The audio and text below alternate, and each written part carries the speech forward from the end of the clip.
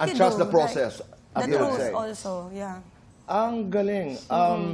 Hindi ba kayo nalilimitahan doon sa, to be politically correct, baka you're ruffling feathers, baka may nasasaktan na isang sektor. Do you think about these things?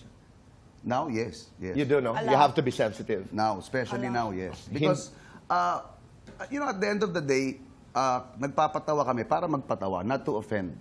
And naniniwala kaming bubble, and siguro, lalahatin ko na lahat ng komedyante, na minsan yung mga tabu na pwedeng pag-usapan, saan mo ba pa pwedeng pag-usapan kundi sa comedy?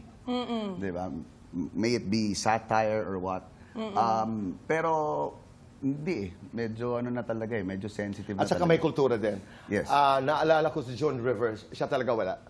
Wala siyang boundaries. Oo. Para sa kanya, ang komedya ay nariyan to be able to talk about anything. Exactly. Yes. Na para sa akin medyo, para sa atin, because I have friends who would say, hindi natin kaya yan dito sa Pilipinas.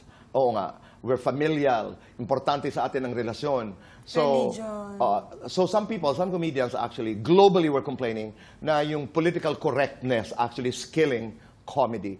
Pero, Pao, ikaw, dahil in the beginning, you didn't go into comedy. I mean, you got into comedy at a certain point in your career. As they would say, dying is easier, comedy is hard.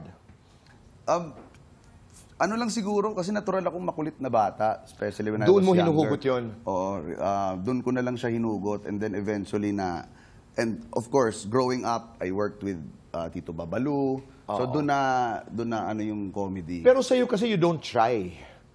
Guwapo, sexy, pero, di ba? Okay, come on. I mean, come on.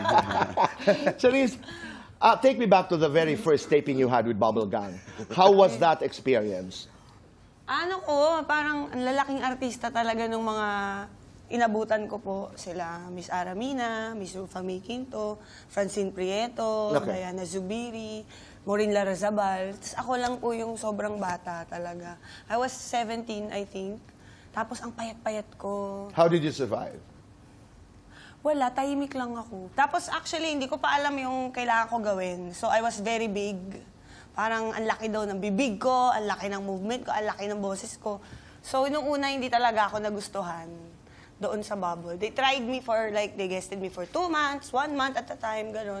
Tapos sabi nila, kinausap nila ako na kailangan, tinuro nila sa akin yung situational comedy. Okay. Yung play for truth.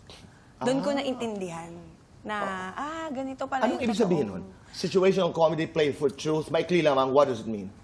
Halimbawa po, pag ganyan, galit ako, sitwasyong mag-asawa, ilalagay ako kasi wife ako. So, alam ko, inaano ko lang kung paano ko talaga i-address yung sitwasyon sa totoong buhay. Parang you're not trying to be funny because the situation itself is already funny. So, you just do the normal thing that you would do.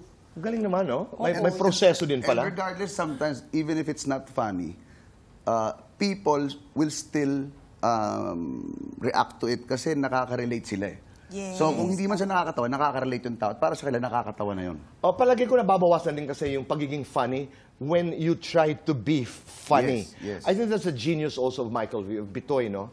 Parang, at meron siyang mga bagay na nakikita. To be very honest, when I first saw the script, parang sabi ko, ano kaya ito? Natakot ako na parang, paano ba nakakatawa ito? Parang wala pupuntahan, di ba? Pag binasa mo. Until we did it na, I was leaving the set, sabi ko, ang galing naman nila. Yung pala yun. Pag binasa mo yung timing, Ang hirap lahat. kaya. Oo. Ang hirap ng sketch na yun. Well,